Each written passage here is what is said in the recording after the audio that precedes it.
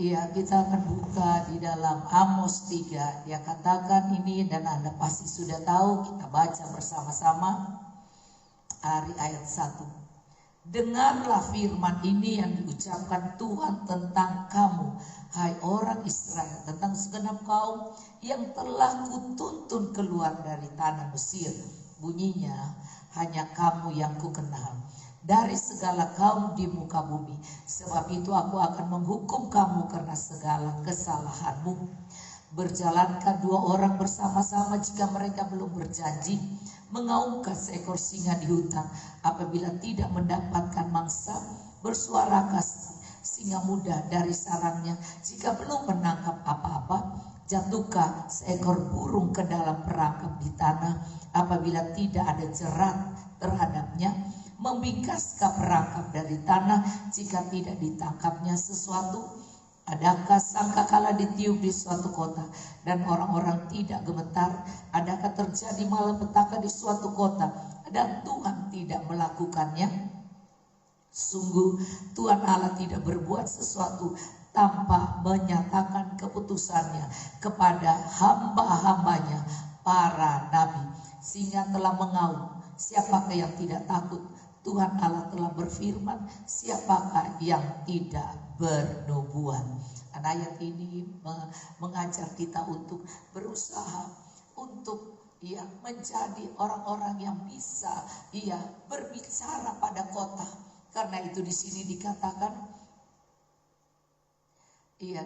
kalau kita memperhatikan dikatakan di ayat 6 adakah sangkakala ditiup di suatu kota dan orang-orang tidak gemetar? Adakah terjadi malapetaka di suatu kota dan Tuhan tidak melakukannya? Dan itu banyak kali terjadi, dan banyak terjadi seperti terorisme menaruh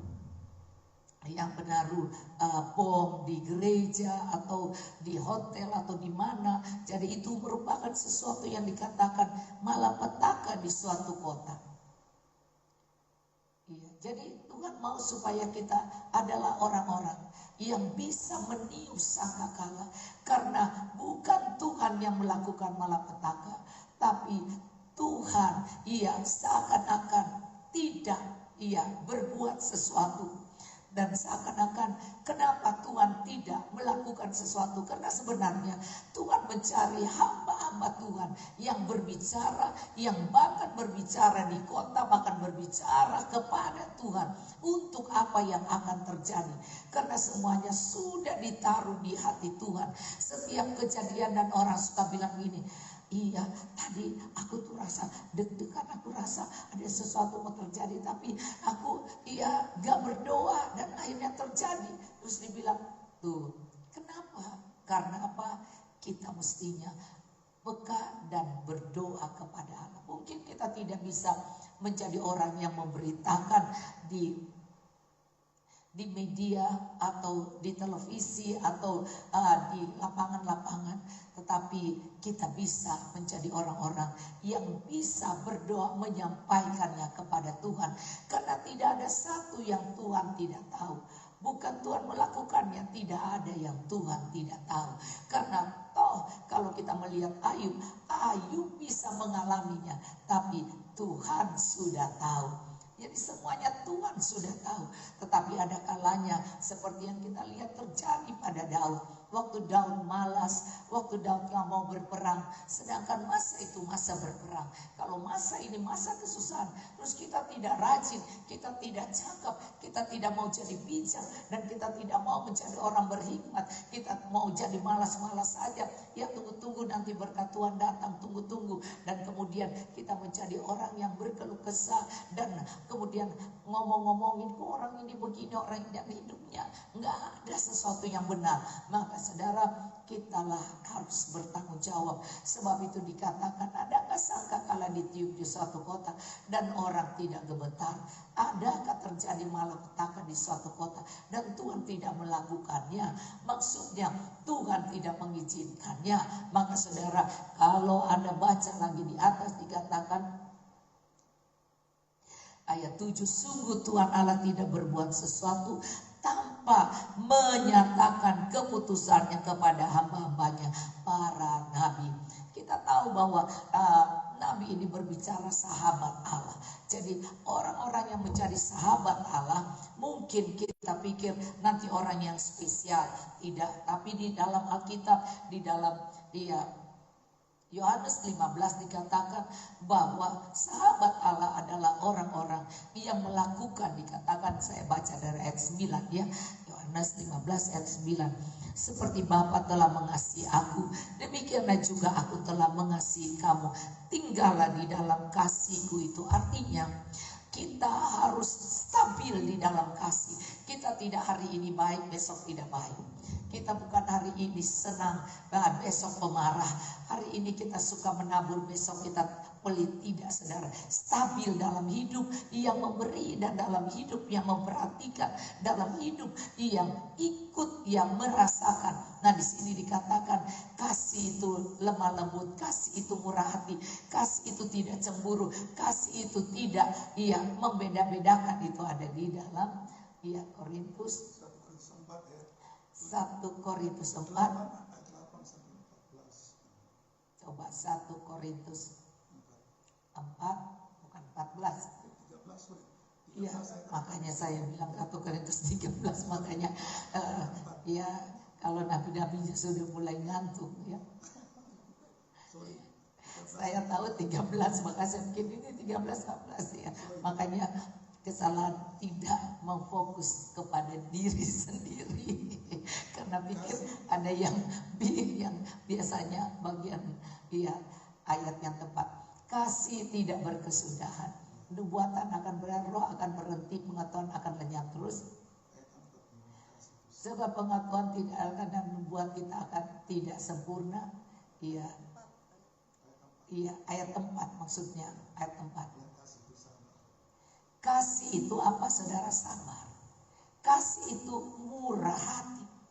Ia tidak cemburu. Jadi tidak ada persaingan, tidak ada cemburu. Ia tidak membanggakan diri dan tidak sombong. Terus ia tidak melakukan yang tidak sopan. Jadi enggak menyerobot yang tidak sopan, enggak melakukan yang tidak baik, tidak mencari keuntungan diri sendiri, tidak egois. Ia tidak pemarah, tidak cepat tersinggung, dan tidak menyimpan kesalahan orang lain, tidak diam-diam menyimpan kesalahannya. Ia tidak bersukacita karena ketidakadilan. Jadi kalau lihat tidak adil, terus dia bilang, nih rasain ya.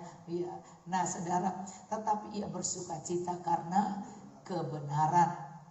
Dan kemudian kasih itu begitu luas, bahkan menutupi segala sesuatu, dan juga mempercayakan segala sesuatu, mengharapkan segala sesuatu, sabar menanggung segala sesuatu. Kasih tidak berkesudahan. Nubuatan akan berakhir. Bahasa roh akan berhenti. Pengetahuan juga akan lenyap. Sebab pengetahuan kita tidak lengkap dan nubuatan kita tidak sempurna. Nah, tetapi jika yang sempurna itu tiba, maka yang tidak sempurna itu akan lenyap. Ketika aku kanak-kanak, aku berkata-kata seperti kanak-kanak, bicara sembarangan ya. Aku merasa seperti kanak-kanak, perasaan cepat tersinggung, cepat marah, ngambek. Aku berpikir seperti kanak-kanak, pikirannya cetek gitu ya. Sekarang sesudah aku menjadi dewasa, aku meninggalkan sifat kanak-kanak. Jadi sifat kekanak-kanak yang ngaco itu harus ditinggalkan. Ketika aku kanak-kanak, aku berkata, sekarang ayat 12 ya. Karena sekarang kita melihat dalam cermin suatu gambaran yang samar-samar. Tetapi nanti kita akan melihat muka dengan muka. Sekarang aku hanya mengenal dengan tidak sempurna, mengenal Tuhan. Tapi nanti aku akan mengenal dengan sempurna seperti aku sendiri dikenal. Demikianlah tinggal 3 hal ini, yaitu iman, pengharapan, dan kasih. Dan yang paling besar di antara iman dan pengharapan ini ialah kasih. Jadi kalau Anda tersinggung, cepat marah, dan Anda cepat putus asa, Anda cepat ngambek dan semua, berarti Anda belum dewasa, masih kanak-kanak. Sedangkan Tuhan mau mengangkat mempelainya. Ada orang-orang yang dewasa yang tidak hari ini ngambek, pergi, pisah, pindah, apa semuanya ya, dan melakukan seperti memberontak, ngambek dan kemudian dan tidak sopan ya. Itu karena ada yang tidak kanak-kanak dalam diri orang itu. Dan kita yang sudah dewasa dan sudah, kita akan merasa Tuhan kasihani dia Tuhan. Ampuni dia, kenapa dia ngambek, kenapa dia berontak, kenapa dia jadi tidak setia, kenapa dia tidak taat, kenapa dia tidak sabar, ya kan? Kenapa dia seperti itu? Karena dia masih berjiwa kanak-kanak. Nah, kita harus menaik ke tingkat dipercayai Tuhan untuk kota dan bangsa. Tidak ada, Tuhan tidak pernah berbuat sesuatu tanpa bicara. Tuhan tidak pernah bicara sesuatu pada satu kota tanpa bicara kepada orang-orang yang sudah dewasa, yang akan naik menjadi sahabat. Nah, saya tidak berlambat pada Anda karena saya berusaha mengurangi suara saya yang mulai karena kurang tidur. Suara ini terganggu kalau saya kurang tidur, saudara ya. Nah, Anda lihat di sini, kita lihat ya ayat Yohanes 15 ayat 9, seperti Bapa telah mengasihi aku, demikian juga aku telah mengasihi kamu. Tinggallah di dalam kasihku, itu artinya tetaplah di dalam karakter, mental, spiritual yang sehat, itu adalah kasih. Dan semua yang kita baca itu adalah sehat mental, spiritual. Karakter kita menjadi karakter yang seperti Yesus, menjadi karakter yang mulia, saudara. Saya ingin bilang, Tuhan bilang, tadi saya ngajar di dalam Yesaya 42, dia bilang, dia katakan bahwa dia tidak akan memberikan kemuliaan pada yang lain. Tidak akan. Nah, pada siapakah? Kepada sahabat-sahabatnya. Sebab itu dia bilang, sahabat-sahabatku, kalau aku ada bersama kamu, kamu tidak perlu puasa. Karena orang mulai mengklaim, nah apa itu puasa, ya kan? Tapi kalau aku sudah meninggalkan, artinya di saat Anda sudah kering, Anda sudah kekanak-kanakan lagi, Anda suka cepat ngambek lagi, cepat mundur, cepat malah cepat jadi pemberontak, cepat dari ini dikatakan bahwa Anda perlu berdoa puasa, Anda perlu menguatkan iman Anda perlu menjadi dewasa. Dengan doa puasa ini hanya orang-orang yang bisa menjadi dewasa, bisa menanggapi puasa ini dengan baik. Puasa ini dengan baik, bukan bersaing, tidak makan, bukan bersaing itu, tetapi memiliki hati yang penuh kasih. Karena itu tertulis dalam Yesaya 58. Coba Anda lihat Yesaya 58. Doa puasa bukan karena tidak makan, tidak minum, tapi melepaskan belenggu-belenggu, murah hati kepada orang. Dia dikatakan Yesaya 50. Serukanlah kuat-kuat, jangan tahan, nyaringkanlah suaramu bagai sangkakala. Tadi dibilang kita yang menjadi orang yang mendengar suara Tuhan bicara, yang meniup sangkakala, beritahukanlah pada umatku pelanggaran-pelanggaran mereka, kepada kaum keturunan Yakub dosa mereka. Memang setiap hari mereka mencari aku, kayaknya wah keren banget, cari Tuhan, berdoa, suka untuk mengenal segala jalanku, suka bahkan hafal ayat semua, seperti bangsa yang melakukan yang benar, kayak orang benar saja, dan yang tidak meninggalkan hukum, kayaknya tertib benar pada hukum. Allah mereka menanyakan Allahnya, mereka menanyakan aku tentang hukum-hukum yang benar. Mereka suka mendekat, menghadap Allah. Mendekat, menghadap Allah. Ini adalah orang-orang yang rasanya luar biasa. Tetapi kalau itu hanya tradisi, liturgi, hanya kulit luar, maka orang-orang ini adalah kanak-kanak. Dikatakan, mengapa kami berpuasa dan engkau tidak memperhatikan? Kayaknya berpuasa kok Tuhan gak jawab. Mengapa kami merendahkan diri dan engkau tidak mengindahkannya juga? Sesungguhnya pada hari puasamu engkau masih tetap mengurus urusanmu dan kamu mendesak-desak semua buruhmu. Jadi pikirannya tidak full kepada Tuhan. Sesungguhnya kamu berpuasa sambil berbantah dan berkelahi. ngomel serta memukul dengan tinju dengan tidak semena-mena. Dengan caramu berpuasa seperti sekarang ini, suaramu tidak akan didengar di tempat tinggi. Jadi mau menyanyi, mau berdoa dengan suara keras pun, nyari seperti kemarin kita belajar firman Tuhan, yaitu pada malam hari ia asap menyaringkan suaranya terhadap Tuhan, menyaringkan, berseru ya. Sesungguhnya kamu berpuasa sambil berbantah dan berkelahi memukul dengan tinju tidak dengan cara seperti ini, suaramu tidak akan didengar di tempat tinggi. Jadi puasanya sia-sia.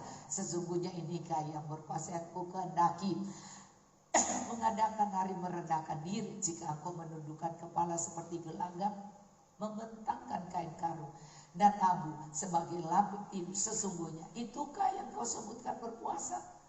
Pura-pura jadi pakai baju yang jelek-jelek.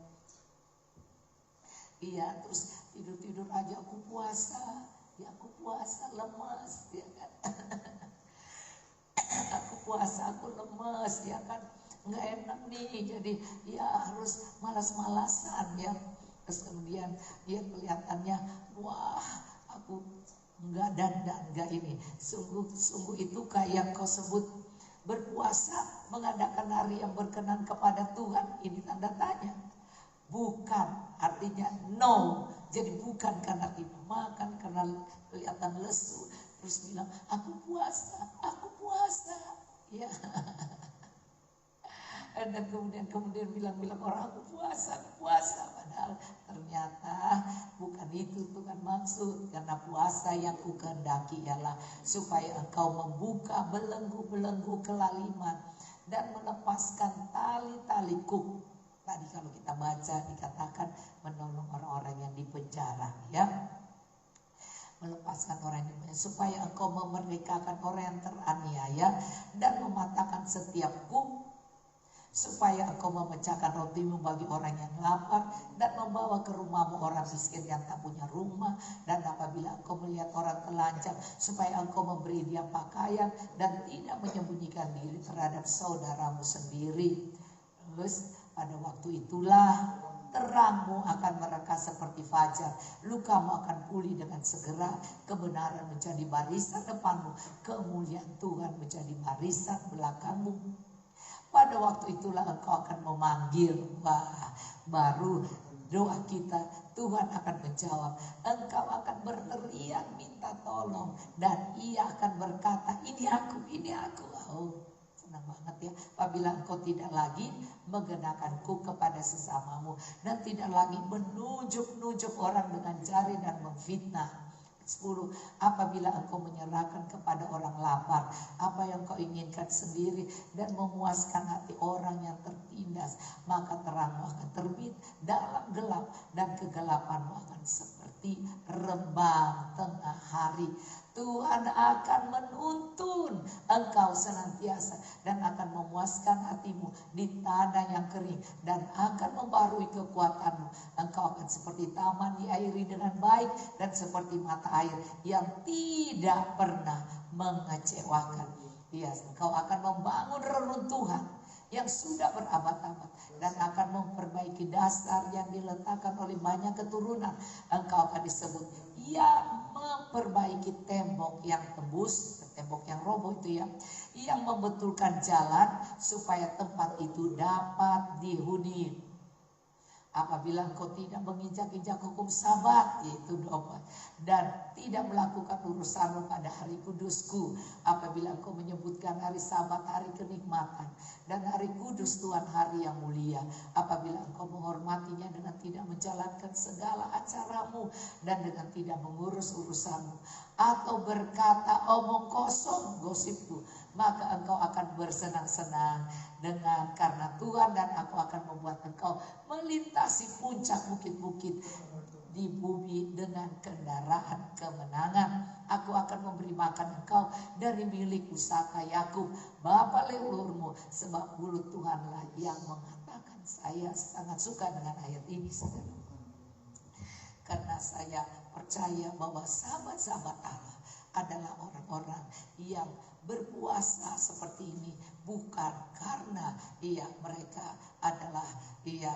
memperlihatkan liturgi ya hanya tata ibadah saja, tetapi mereka benar-benar orang-orang yang mau memperhatikan dan benar-benar berdoa melepaskan belenggu-belenggu. Sebab itu saudara, kita ini adalah orang-orang yang membangun tembok yang runtuh, orang-orang yang benar-benar Tuhan mempercayakan kendaraan kemenangan. Itulah iman, dan itulah yang dikatakan kita ini. Dikatakan Tuhan, nanti kalau Tuhan udah pergi kamu berpuasa, tapi berpuasanya harus berpuasa yang seperti itu.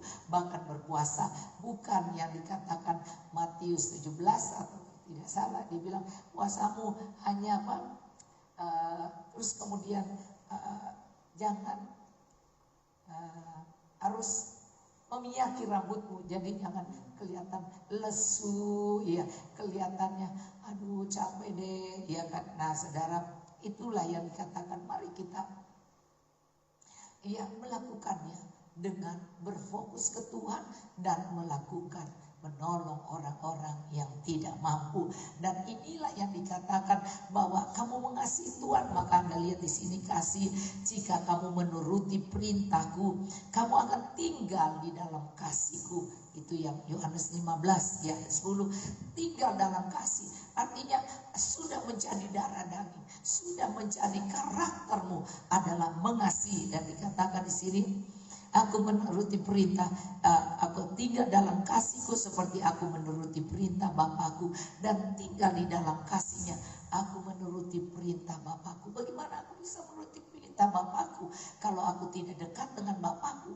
Bagaimana aku bisa mendengar dia nyuruh apa? Iya saudara, jadi ada banyak hal seperti saya diingatkan Tuhan, ya bangun itu kamar-kamar yang tembok-tembok yang runtuh itu, ya yang rusak, kamar-kamar lantai satu yang rusak, sehingga di masa Tuhan akan pakai kembali bukit doa ini, itu sudah bersih, sudah rapi. Nah saudara, secara manusia duit nggak ada, bagaimana? Sedangkan bank-bank yang dimana pinjam ini semua sudah minta, karena mereka berasa bahwa bahwa sudah bisa.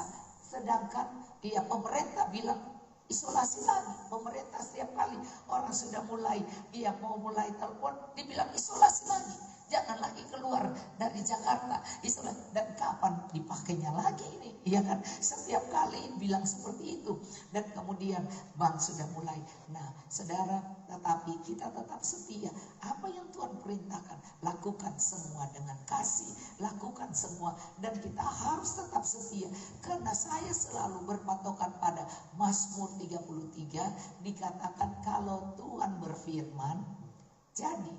Mazmur 33 ayat 9. Kalau Tuhan perintahkan jadi, Tuhan berfirman jadi. Kalau dia perintahkan ada. Jadi artinya kalau dia perintahkan selalu ada. Dan di saat saya, suami saya bilang, ini besok sudah mesti bayar. Tiap kali begitu saudara. Dan bukan 1-2 kali, tiap kali begitu. Dan dia bilang, bagaimana ini mesti bayar gajian, sedangkan kan gajian harus dibayar. Kasihan dong tukang yang kerja bukit doa, bekerja membetulkan itu. Kalau enggak mereka berhenti bagaimana? Ya kan, yang betulkan kamar-kamar itu, tukang-tukang itu kan memerlukan, apalagi mereka mau lebaran. Dan ternyata Tuhan itu luar biasa. Di saat saya pernah bersaksi di sini bahwa saya sebel juga nih, saya mau hari Senin mau menara BPH, minta duit dari mana, dan saya sebel juga. Dan tiba-tiba saya tahu bahwa tidak boleh sebuah bicara pun tidak boleh keras, kecuali sesuatu yang berdasarkan kasih. Kalau seperti saya bilang tadi, saya keras karena saya pikir orang lagi puasa, terus kita suruh angkut makanan-makanan, angkut ke situ. Nah bukan kan, dapurnya di atas, makan saja di situ, ngapain mesti? Kalau di situ mau duduk-duduk boleh, ya kan? Mau kasih lihat teman-teman tempat yang dibikin bagus ya boleh. Tapi kalau untuk nyusahin mereka yang kerja, kita harus memiliki kasih. Maka untuk kasih itu kadang-kadang saya begitu keras. Tapi saat itu waktu saya sepertinya berpikir, sepertinya kekuatanku nih yang harus adakan, dan aku tidak mampu, dan aku tidak kuat, dan aku tidak mampu nih membetulkan, membayar gaji, membayar itu semuanya untuk bangunan ini. Dan kemudian saudara saya masuk kamar, suara roh itu begitu indah. saya minta ampun Tuhan. Kan aku gak suruh. Yang suruh tuh aku. Emang lu ya. Emang kamu yang bikin itu. Kan aku. Kalau aku perintah jadi. Jadi aku perintahkan ada. Dan kalau aku berfirman jadi. Ya ada. Dan aku perintahkan ya aku berfirman jadi. Kalau aku perintahkan. Jadi kamu pikir kamu. Jadi kamu harus berlutut. Dan minta ampun Tuhan. Jangan mulut terus cepat sebel, cepat marah, cepat tersinggung, cepat rasa. Ya lu ngandalin gua kan gak punya apa-apa, gua kan iya perempuan, kamu yang laki, kamu cuma iya nyuruh-nyuruh orang kerja, terus minta duit bagaimana? Dan saudara, saat terburuk itulah saya tahu bahwa saya salah. Dan saya berlutut, saya minta Tuhan pengampunan. Dan minta Tuhan segarkan rohku, jiwaku, dan iya, sukacita Tuhan kembalilah dalam hidupku. Biar karena Tuhan bilang adalah Mazmur 37 dikatakan ya bergembiralah karena Tuhan. Maka ia akan memberikan keinginan hatimu. Tapi ini kan keinginan Tuhan sahabat Allah. Ya kan? Nah saudara, dan Tuhan langsung ia ingatkan saya. Dan kemudian saya bilang oh iya. Tuhan itu sangat mengerti dan dia bilang begini, ya tanya dulu, jangan marah dulu, tanya dulu berapa yang dibutuhkan, jangan langsung seperti ya. Dan namanya kalau orang sudah capek terus orang merasa tertekan dengan keadaan yang seperti ini, mana bisa. Terus kemudian saya ngerti dan saya bilang, oh iya, saya sudah beres dengan Tuhan, rekonsiliasi dengan Tuhan, membereskan Tuhan. Terus kemudian saya dengan suara baik saya bilang, emang berapa sih yang diperlukan sampai senyum-senyum ya kan? Nah saudara, karena kita tidak boleh, Anda ingat baik-baik, kasih itu tidak pemarah, kasih itu tidak cemburu, kasih itu tidak memberontak, kasih itu tidak membuat perpecahan, kasih itu tidak ya, kalau saya cinta saya mau mundur, saya nggak mau, saya nggak mau melayani lagi. Itu bukan kasih, itu bukan kedewasaan. Dan saudara, langsung saat itu saya bisa aja bilang stop, nggak usah bangun itu lagi, ngapain? Terus itu berarti aku sedang bicara bahwa akulah yang bangun, bukan Tuhan. Padahal semuanya yang kita punya ini Tuhan yang punya, termasuk nafas, termasuk kesehatan, termasuk pikiran yang waras, termasuk bisa ngobrol, itu Tuhan. Jadi bukan karena kita, ya kan? Semua harus tahu bahwa tidak ada dari kita dan kita harus rendah hati. Kita harus rendah hati dan harus sabar. Harus, iya, kasih itu tadi sudah dibaca begitu banyak. Nah, barulah kita meningkat kepada kedewasaan. Sehingga saat itu saya tanya, terus saya langsung tiba-tiba bergembira. Terus saya, oh kalau begitu, iya, coba saya lihat dulu. Ada gak ya? Karena saya pikir saya sudah bagian, ada gak ya cukup ya? Dan ternyata saya cukup. Dan saya kasih dia lebih. Ya, jadi dia minta 960, saya kasih 1 juta. Terus, Tuhan terima kasih. Pas banget ya. Tuhan itu memang tidak kasih berlebihan, tidak pasal lebih. Kalau lebih tak saya habisin lagi. Jadi ya, tapi saya tidak habisin buat makan minum. Saya tidak, saudara ya. Saya bagian yang menabur, kemana yang Tuhan taruh saya kasih ke pembantu, kayak saya kasih ke siapa yang saya temu. Dan ternyata Tuhan itu baik. Karena sekarang duit 100.000 aja berarti bagi kita, saudara. Jadi kalau dulu kita kasih orang 1 juta nggak ada arti, 2 juta nggak ada arti, ya kan sekarang 100.000 aja berarti bagi kita. Dan saudara, Tuhan pulang terus membuat mujizat dalam hidup saya. Karena apa saudara? Saya terus menyadari bahwa kita masih daging dan suka banyak melakukan hal yang tidak kasih. Maka saya kembali kepada Tuhan dan minta ampun, dan kembali tetaplah tinggal dalam kasih-Nya. Tuhan mau mengangkat orang-orang menjadi sahabat-Nya untuk tingkatkan kasih kita. Dan kemudian saudara yang luar biasa, di saat saya datang ke sini dan ternyata malam itu saudara, saya mendapatkan bahwa saya diundang jadi 2 dalam hari saya minta ampunan, saya membereskan dengan Tuhan.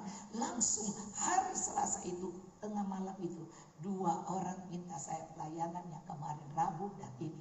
Dan itu spontan. kesempatan kalau kita membereskan hati kita. Dan saya juga kalau disungkan, saya pikir ya saya nggak pernah pikir orang ngasih atau apa namanya, dia cuma disung nggak pakai bayar tiket, nggak pakai bayar bensin ya. Tapi saudara, jadi tidak ada ngomong apa-apa saya harus dikasih, tidak. Saya tidak pernah memikirkan itu. Tapi oleh anugerah Tuhan, saudara, Allah yang sangat luar biasa itu, dia menolong saya. Memang kasih itu harus sabar, kasih itu murah hati, kasih itu tidak cemburu, kasih itu tidak memegahkan diri, tidak sombong dan tidak pemarah, tidak cepat ia mundur dan tidak melakukan yang tidak sopan, tidak mencari keuntungan diri sendiri, tidak pemarah, tidak menyimpan kesalahan orang. Jadi saudara, inilah yang harus ada pada kita. Dan kemudian saya, saudara, karena habis kasih, habis lagi kan. Nah, habis lagi. Sudah akhirnya saya hari Rabu mesti naik ke sini kan. Naik ke sini, tapi kami pelayanan dulu UPT, terus baru kami naik. Dan dalam naik itu, saudara, saya memang bilang kepada anak saya, kasih duit dong mama dong.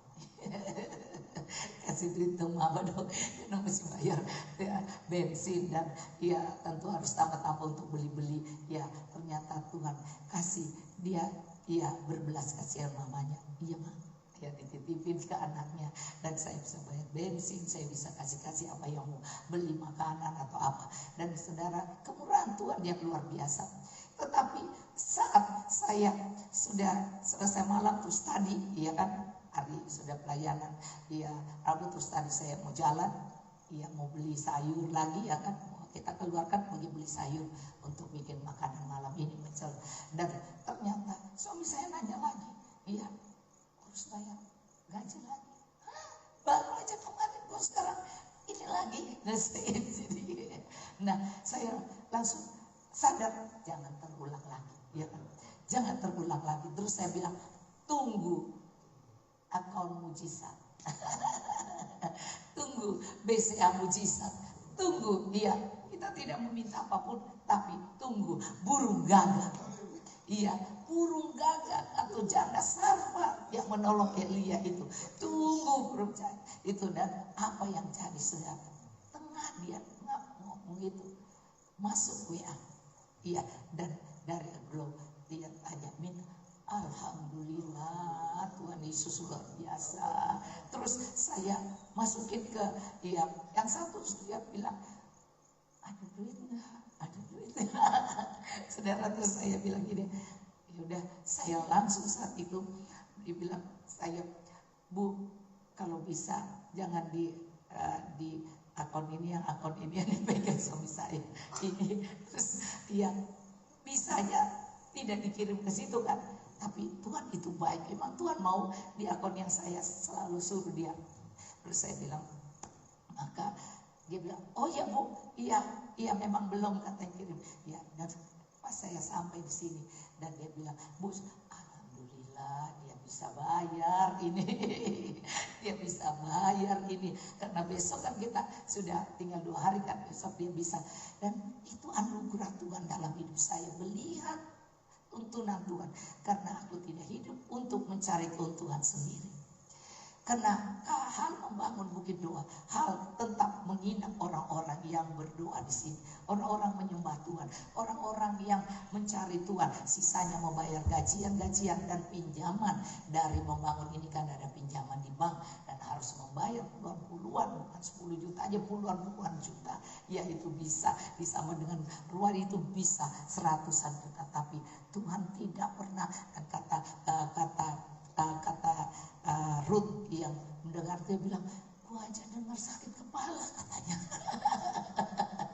Dia tahu jumlahnya, ya biar ratusan juta, sakit kepala, bagaimana ini bisa? Iya kan?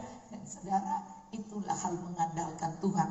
Tidak ada satupun yang Tuhan tidak tahu. Dan ini membuat saya bersuka cita dengan Tuhan, membuat saya terus rendah hati, terus mengerti bahwa cuma Tuhan yang bisa nolong kita.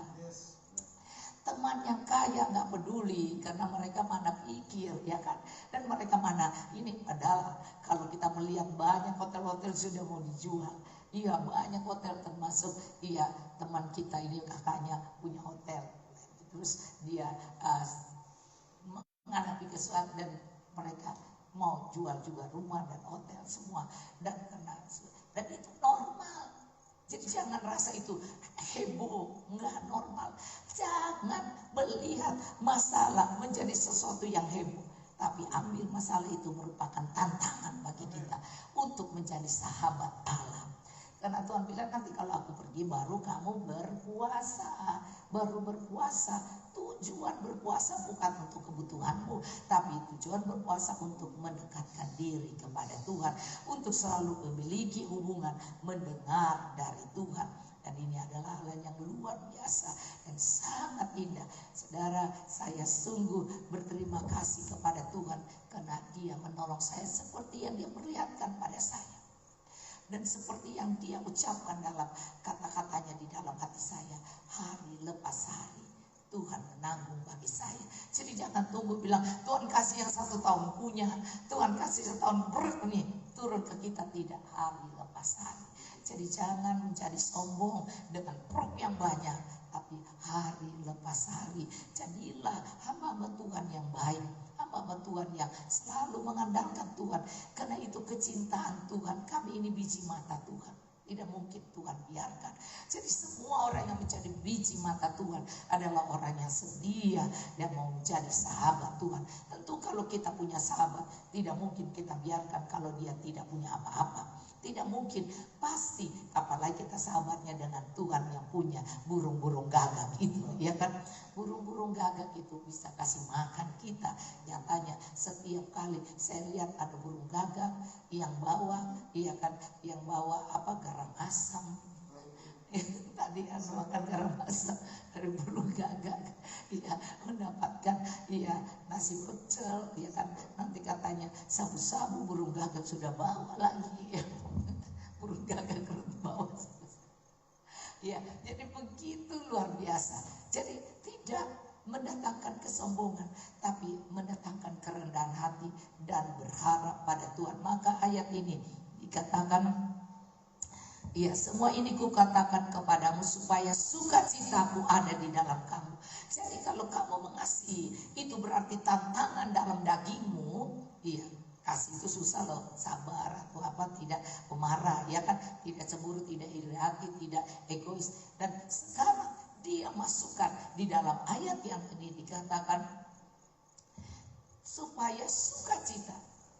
Iya, semua ini kukatakan supaya sukacita Tuhan ada dalam kamu dan sukacitamu menjadi penuh. Oh saudara, inilah yang harus Anda mengerti, bahwa dalam suka dukaku kan tetap tersenyum, diolok dihinaku kan tetap tersenyum, karena ku tahu Tuhanku Yesus sertaku. Apapun terjadi, ku kan tetap tersenyum. Diolok, dihina, ku kan tetap tersenyum. Apalagi? Ya, yang ngarang lagu ini dulu sempat ikut di gereja saya, ya. Tapi sekarang dia sudah di surga. Nah, sekali lagi saudara, betapa indahnya kalau kita mau mencari sahabat Allah. Dia tidak ada apapun yang tidak Anda tahu sebenarnya. Sebenarnya Tuhan mau bicara kepada kita. Dia mau kita mengerti. Dan dia mau kita menjadi syafaat buat kota dan bangsa itu. Tetapi karakter kita harus naik kepada kedewasaan. Bukan kanak-kanak. Enggak mungkin kanak-kanak bisa berperang, saudara. Kanak-kanak itu baru berperang, baru disinggung sedikit udah merajuk, baru ditegur sedikit udah ngambek, baru dinasihati sedikit salah sendiri. Kita ini kalau dinasihati berarti kita ada salahnya karena kita nggak sempurna. Jangan cepat kita mundur, karena kita belum memenangkan pertandingan kita. Kita harus memenangkan, selesai dulu dengan diri kita. Maka saya suka bilang, selesai dulu dengan dirimu. Iya, kesombonganmu. Iya, pemarahmu, keegoisanmu. Ia minta dihormati, dihargai, sehingga tidak mau ditegur, dinasihati oleh para pemimpin-pemimpin, oleh yang dituakan. Sebab itu kita harus naik ke tingkat mempelai sahabat dan mempelai Kristus itu. Karena dia tidak akan membiarkan orang-orang yang mengandalkan dia, yang berharap kepadanya, dia tidak akan membiarkan. Maka sebab itu Anda lihat di sini, tidak ada kasih yang lebih besar daripada kasih seorang yang memberikan nyawanya untuk sahabat-sahabatnya. Bukan orang memberikan nyawanya untuk kekasihnya, sahabat-sahabat. Jadi Tuhan mati itu untuk sahabat-sahabat. Sahabat-sahabat itu adalah hamba-hamba Tuhan, anak-anak Tuhan yang mau dengan rendah hati terus, tidak mengingat kesetaraannya sebagai Allah, kata firman Tuhan Filipi 2. Tidak memandang dan mulai dengan rendah hati, kamu adalah sahabatku jikalau kamu berbuat apa yang kuperintahkan. Kamu adalah sahabatku jikalau kamu tidak egois, tidak pemarah, tidak merajuk, tidak sombong dan tidak cepat, tidak mau dinasihati dan semua. Itu yang tadi kita baca. Nah, itulah yang dikatakan perintah Tuhan. Di sini dikatakan, kamu adalah sahabatku jikalau kamu berbuat apa yang kuperintahkan kepadamu. Aku tidak menyebut kamu lagi hamba, sebab hamba tidak tahu apa yang diperbuat oleh tuannya. Tetapi aku menyebut kamu sahabat, karena aku telah memberitahukan kepada kamu segala sesuatu yang kudengar dari Bapakku. Jadi hal-hal yang terjadi di kota dan itu Tuhan yang tahu dan Bapa yang tahu. Dan Anda tidak bisa mendengar karena Anda bukan sahabat. Anda harus meninggalkan karakter kanak-kanak, masuk ke dewasa, orang yang kuat, orang yang mampu menguasai diri, orang yang tidak mudah tersinggung dan marah dan ngambek dan mundur dan menjadi orang-orang yang egois. Tidak lagi itu, saudara. Maka disinilah kita harus lihat bahwa kalau Tuhan mau menyebut kita sahabat, karena aku telah memberitahukan kepada kamu segala sesuatu yang telah kudengar dari Bapakku. Jadi Yesus turun ke dunia menjadi anak Allah dan menjadi sahabat Bapaknya. Menjadi sahabat dan Bapaknya. Jadi status sahabat dan Bapa ini terjadi. Jadi hamba, sahabat dan Bapa itu terjadi pada Tuhan Yesus. Dan Tuhan Yesus bilang, kalau kamu melakukan perintah, yaitu tinggal dalam kasih-Ku. Tidak dibilang berat amat. Di saat saya mulai rasa berat amat. Usah bangun aja, biarin aja, toh tidak mempengaruhi apa-apa daripada sampai susah. Itu jadi benar juga. Anak-anak bilang, ngapain sih mama? Bikin repot diri saja, tidak ada apa-apa. Nah, saudara, tapi kalau saya mau setia akan perintah Tuhan, mengasihi Tuhan adalah melakukan perintah-perintahnya. Dan dikatakan perintah-perintahnya itu tidak berat kalau kita memiliki kasih kepada Bapa, kepada pemimpin, kepada Dia yang mengaruniakan kehidupan bagi kita, sehingga semuanya akan menjadi indah. Tidak ada yang berat sebenarnya. Kadang-kadang mereka bilang, apa lu nggak capek-capek? Apa lu dorongan capek-capek? Saya bilang, selama aku melakukan dengan kasih, aku nggak capek. Tapi kalau aku lakukan dengan gerutu, 1 jam aja sudah rasa setahun punya. Tapi kalau aku lakukan dengan karunia yang Tuhan berikan, maka tidak akan merasa capek itu. Sekali lagi, kota dan bangsa ini tidak akan terjadi sesuatu kalau kau mendengar dari Bapa. Dan kalau kau mengambil bagian, mengasihi Tuhan dan mengasihi bangsa-bangsa, maka Tuhan bilang tidak ada yang berat. Kalau engkau salah satunya, dia katakan, kalau kau menjadi sahabatku, maka kamu akan mendengar segala sesuatu yang telah ku bilang, yang Tuhan Bapa berikan kepadaku, aku beritahukan kepada kamu. Segala sesuatu yang telah ku dengar dari Bapa. Karena bukan hamba yang mendapatkan, tapi sahabat. Jadi kalau sahabat, yang mestinya gua nggak cerita, tapi karena dia sahabat, dia bilang gua cerita aja deh. Nah saudara, jadi mempercayakan rahasia-rahasia yang belum terjadi dan akan terjadi itu kepada sahabat. Jadi sebab itu malam ini yang saya sebenarnya cuma bilang sedikit aja, kan? Tapi karena suara saya setelah saya melakukannya mulai terbuka dikit. Jadi akhirnya saya meneruskannya. Sekali lagi, terakhir. Mari habis itu Anda bisa tidur dengan lelap. Ayat 15, aku tidak menyebut kamu lagi hamba, sebab hamba tidak tahu apa yang diperbuat oleh tuannya. Aku menyebut kamu sahabat, karena telah memberitahukan kepada kamu segala sesuatu yang telah kudengar dari Bapakku. Itulah yang dikatakan dalam Amos 3 tadi. Bukan kamu yang memilih aku, bukan kami yang milih Tuhan, tapi Tuhan yang milih kamu. Tetapi akulah yang memilih kamu, dan aku telah menetapkan kamu supaya kamu pergi dan menghasilkan buah, dan buahmu itu tetap, supaya apa yang kamu minta kepada Bapa dalam namaku diberikan kepadamu. Itulah perintahku kepadamu, kasihlah seorang akan yang lain. Maka dasarnya kasih, dan kemudian dia katakan bahwa sebenarnya temukan panggilanmu, temukan panggilanmu, dan hidup dalam panggilan itu, karena panggilan itu yang membuat Tuhan berkenan pada kita berbuah-buah lebat. Jadi kalau saya suka menyembah, maka itulah yang harus aku pakai. Ya, kalau aku suka bawa doa, siapa kita, maka Tuhan kumpulkan.